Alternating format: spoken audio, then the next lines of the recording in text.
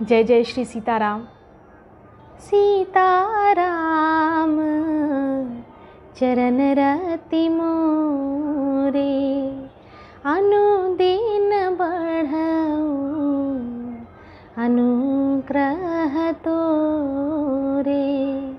सीताराम राम राम, सीताराम राम राम। जय जय श्री सीताराम।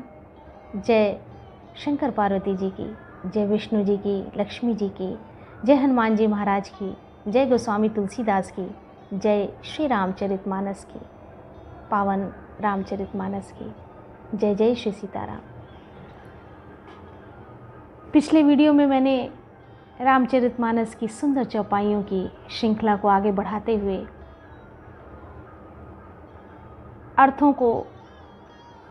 अर्थों के माध्यम से समझाते हुए बताया था कि मुनि वशिष्ठ जी भरत जी को बहुत प्रकार से समझाते हैं कि अब तुम्हें आगे की सुध लेनी चाहिए, और राजा दशरथ यही चाहते थे कि तुम राजगद्दी संभालो। श्री राम जी भी यही चाहते थे, उन सभी की आज्ञा के अनुसार कार्य को करो।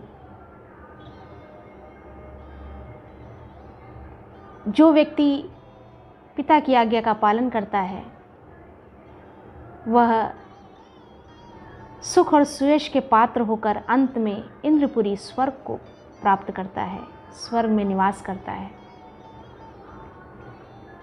अनुचित उचित विचारु तजी, जे पालहि पितु बैन, ते भो भाजन सुख सुजस के, बसहि अमर पतियेन। जो अनुचित और उचित का विचार छोड़कर पिता की आज्ञा को ही शिरोधार्य करता है, आज्ञा का ही पालन करता है, उसे सुयश और सुख दोनों प्राप्त होते हैं और स्वर्ग में जाता है। राजा का वचन अवश्य सत्य करो, शोक त्याग दो और प्रजा का पालन करो।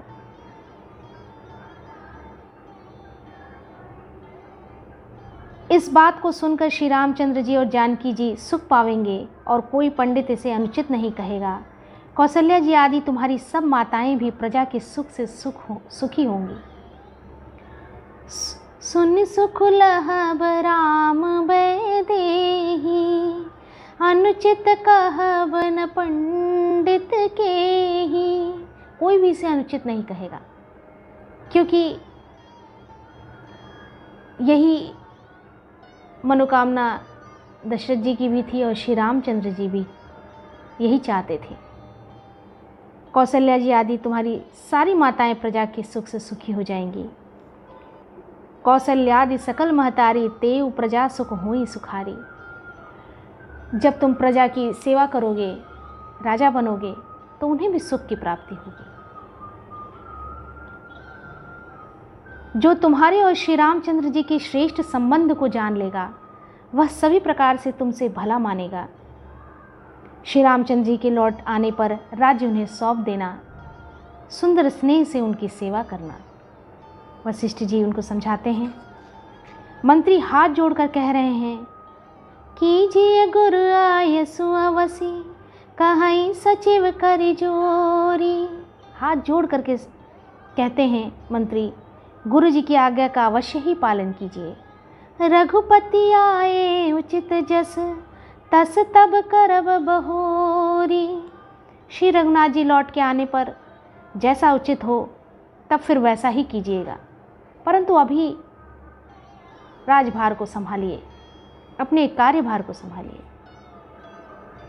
कौशल्या धरि धीरजु कहई, पूत पथ्य गुरु आयुषु अहई। सो आदरिय करिय हित मानी, तजिय विषादु काल गति जानी। कौशल्या जी धीरज धर कर कह रही हैं, हे पुत्र, गुरु जी की आज्ञा पथ्य रूप है, उसका आदर करना चाहिए और हित मानकर उसका पालन करना चाहिए। काल की गति को जानकर विषाद का त्याग कर देना चाहिए और आगे की सुध लेनी चाहिए।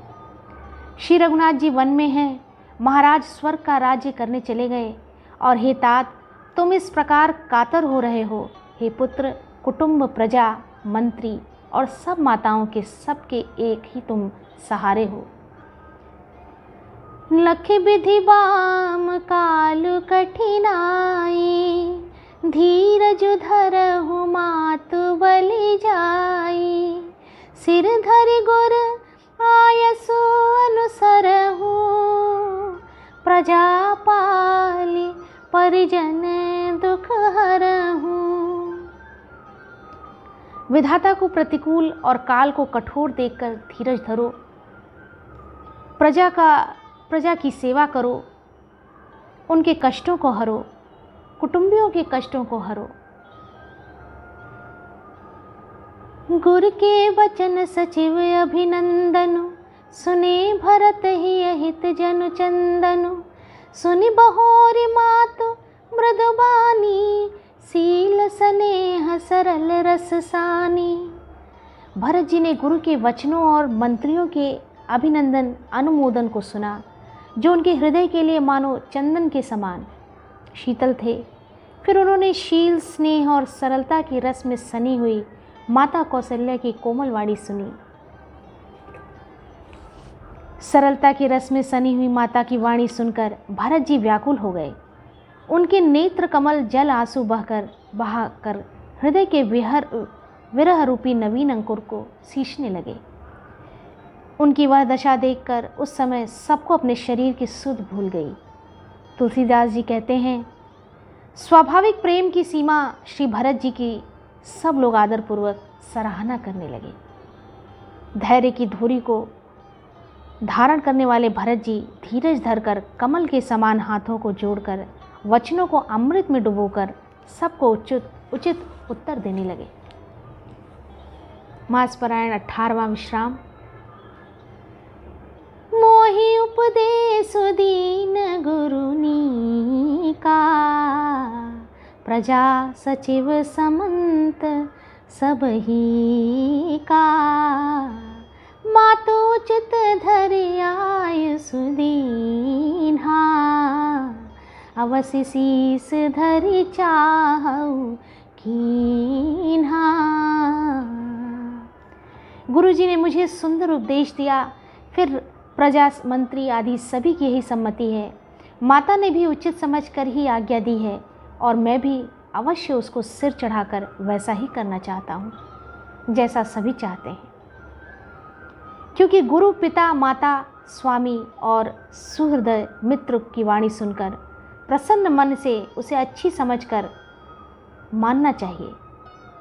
अगर कोई सही राय दे रहा है तो उस राय को शिरोधार्य करना चाहिए।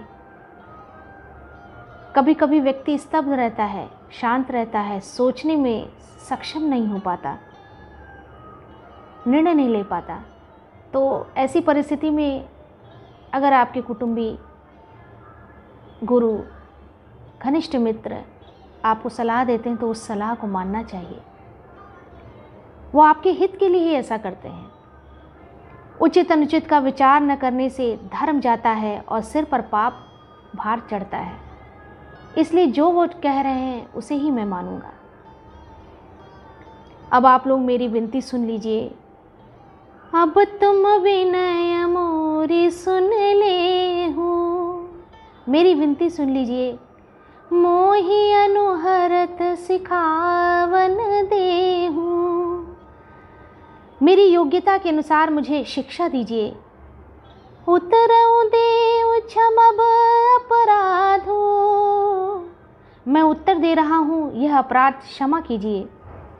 दुखित दोष गुण गणहीन साधु, साधु पुरुष दुखी मनुष्य के दोष गुणों को नहीं गिनते।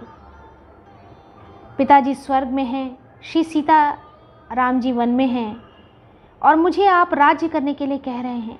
इसमें आप मेरा कल्याण समझते हैं या अपना कोई बड़ा काम होने की आशा रखते हैं? ऐसा प्रश्न उन्होंने किया। मेरा कल्याण तो सीतापति श्री रामचंद्र जी की चाकरी में है, उनकी सेवा में है। सो उसे माता की कुटिलता ने छीन लिया। मैंने अपने मन में अनुमान करके देख लिया है कि दूसरे किसी उपाय से मेरा कल्याण नहीं है। मेरा कल्याण भगवान श्री राम जी और सीता जी के चरणों में है, उनकी सेवा में है। जैसे रोगी शरीर के लिए नाना प्रकार के भोग व्यर्थ हैं, सरुज शरीर बाद बहु भोगा, बिनु हरि भगति जाए जप जोगा। श्री हरि की भक्ति के बिना जप और योग व्यर्थ है, जीव के बिना सुंदर देह व्यर्थ है, वैसे ही श्री रघुनाथ जी के बिना मेरा सब कुछ व्यर्थ है। मुझे आज्ञा दीजिए मैं श्री राम जी के पास जाऊं। एक ही आँख निश्चय पूर्वक मेरा हित इसी में है और मुझे राजा बनाकर आप अपना भला चाहते हैं।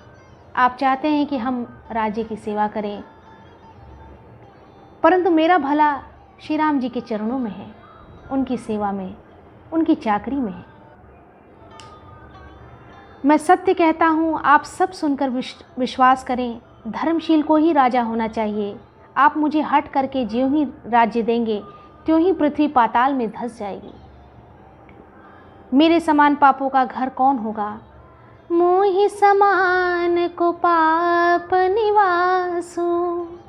इतनी सरलता थी उनके हृदय में कि अपने आप को वो पापी कहते हैं और कहते हैं कि मेरे समान कौन दूसरा पापी है, जिसके कारण सीता जी और श्री राम जी का वनवास हुआ। जही लगी सिय राम बनवासु। राय राम कहु काननु दीन्हा, बिछुरत गमनु अमरपुर कीन्हा। राजा ने श्री राम जी को वन दिया और उनके बिछड़ते ही स्वयं स्वर्ग को गमन किया। स्वयं भी वो यहाँ नहीं रहे और स्वर्ग को चले गए। और मैं दुष्ट जो सारे अनर्थों का कारण हूँ, होश हवास में बैठा सब बातें सुन रहा हूँ। श्री रघुनाथ जी से रहित घर को देखकर और जगत का उपहास सहकर भी ये प्राण बने हुए हैं। वो अपनी हृदय की व्याकुलता और व्यथा को सभी के समक्ष रखने लगे और अपने आप को असहाय अनुभव करने लगे। उन्हें लगा कि मेरा कल्याण सिर्फ और सिर्फ श्री राम जी के पास ही है, उनके सानिध्य में रहने पर ही है, इसलिए मुझे वहीं जाना चाहिए। इस वीडियो में इतना ही। बड़ा ही मार्मिक वर्णन है भरत जी की कोमल हृदय, सरल हृदय, शील हृदय का वर्णन है, जो चौपाइयों के माध्यम से गोस्वामी तुलसीदास जी ने बड़े ही अच्छे शब्दों से किया है। आगे के वीडियो में भी श्री रामचरितमानस की सुंदर चौपाइयों की श्रृंखला धीरे धीरे आगे की ओर बढ़ती रहेगी। हम सभी इसका रसपान करते रहेंगे। हम सब पर भगवान की कृपा सदैव बनी रहे। जय जय श्री सीताराम, जय जय श्री सीताराम। वीडियो देखें, लाइक करें, कमेंट करें और वीडियो को पूरा सुनने का प्रयास अवश्य करें। जय जय श्री सीताराम।